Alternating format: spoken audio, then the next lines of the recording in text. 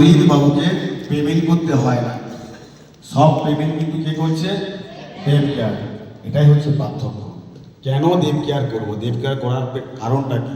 সেই কারণ যদি আমরা তৈরি করতে পারি, ভাবতে পারি, তাহলে কি হয়? কে কখন কাজের কথা বলবে সেটা শুনে আমি কাজ করব। ঘুমানোর আগে যদি আপনি চিন্তা করেন যে কোনো জায়গা থেকে যদি 10,000 টাকা মাসে ইনকাম করতে হয়, কি 20, 25 যাই হোক, একটা টাকা ইনকাম করতে হয়, সেখানে আমাকে কি দিতে হয়, কি দিতে হয়? আর এখানে ইনকাম করতে গেলে সেখান থেকে আমাকে এখানে দিতে কি হচ্ছে, এখানে ডিমান্ড কি, একটু হিসেব করবেন, ডু আর ডোন্টস একটা তালিকা বানাবেন, নিজেরাই বুঝতে পারবেন যে আমার জন্য সঠিক জায়গা কোনটা, নিজেরাই বুঝতে পারবেন। সেরকমই একটা সিদ্ধান্তের মালিক ছিলেন সুরজিৎ বেরা। আজ থেকে হয়তো 1 বছর হবে, 1 বছর আগে এরকম একটা সিদ্ধান্ত তিনি নিয়েছিলেন। একটা সিদ্ধান্ত কি হলো, কোথায় নিয়ে গেলেন? মানুষের জীবনে দুটো জিনিস, ইস আর ভাগ্যিস। কেউ পরে গিয়ে বলে ইস সেদিন কেন আমি করলাম না, আর সুরজিৎ বেরাদের মতো মানুষরা বলবে ভাগ্যিস, ভাগ্যিস সেদিন ন বলিনি, ইয়েস বলে দিয়েছিলাম, তাই এই যায়। তো কে বলবে ইস, কে পরে বলবে ভাগ্যিস, সে সিদ্ধান্ত নিজের উপরে নির্ভর করছে, নিজেকেই ঠিক করতে হবে।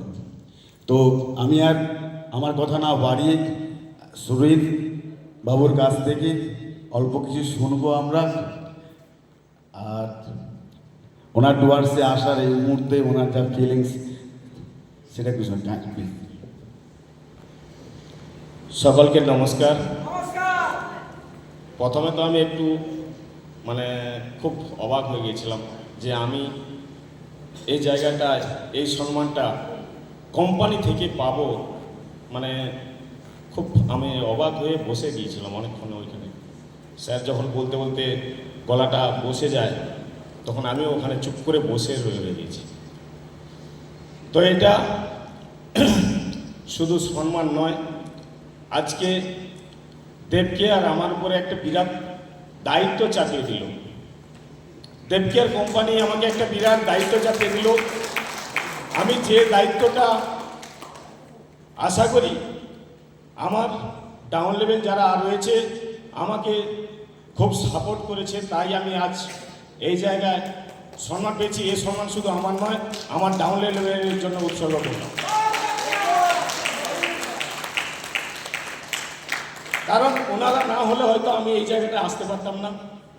আর আমাকে আজকে যেই দায়িত্ব দিল আমাদের এই কোম্পানি দেবকেয়ার, যত সম্ভব আমি এই সম্মানটা যেন বজায় রাখতে পারি। আপনারা সবাই আশীর্বাদ করবেন, আগামী দিনে যেন আমি সবাইকে নিয়ে চলতে পারি। এবং আমি সত্যি বলতে কি, আমি অনেক সপ্তাহ হয়তো পে আউট আসে না, কিন্তু আমি ওটা ভাবি না। আমি একটাই জিনিস ভেবেছি, দীর্ঘ 14-15 বছর আমি কনস্ট্রাকশন লাইনে কন্ট্রাক্টরি করি, হয়তো ওখান থেকে ইনকাম আসে, কিন্তু আমার সংসারে সুখ নেই। এই সুখ না থাকার কারণে যেখানে আমি রাত্রে ঘুমাতে পারতাম না, খুব কষ্ট হতো। কারণ বাড়িতে অসুস্থ মানুষ থাকলে যেখানে ঘুম হয় না, সেই অশান্তির মাধ্যমে থাকতে থাকতে যখন আমি ডিপার্গোটা পেলাম, ডিপার্গো যখন আমার সুখ এনে দিয়েছে বাড়িতে, আমার তখন থেকে দৃঢ় বিশ্বাস দেবকেয়ার আমার শান্তিটাও এনে দেবে।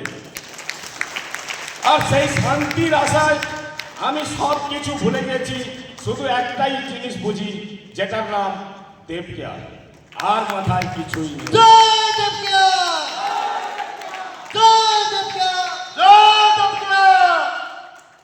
তো সবাই এখানে উত্তরীয় পেয়েছেন। এই উত্তরীয় হয়তো মাত্র 1 চাকর, এটা উত্তরীয় নয়, এটা সকলের আপনার সম্মান। এই সম্মানটা সবাই দেবেন, আর এই সম্মানটাকে নিয়ে মাথায় রাখবেন আগামী দিনে সবাই আমরা ঠিক যেখানে আমাদের এইরকম মহাসমুদ্রের মতো সিএমডি স্যার রয়েছেন, যিনার মন বিশাল এবং মহান মানুষ, মহান ব্যক্তি, এবং ওনার তলে থেকে আমরা যেন এই মহান মানসিকতা দেখিয়ে আমরা গ্রাম বাংলাকেও মহান জায়গায় নিয়ে যেতে পারি।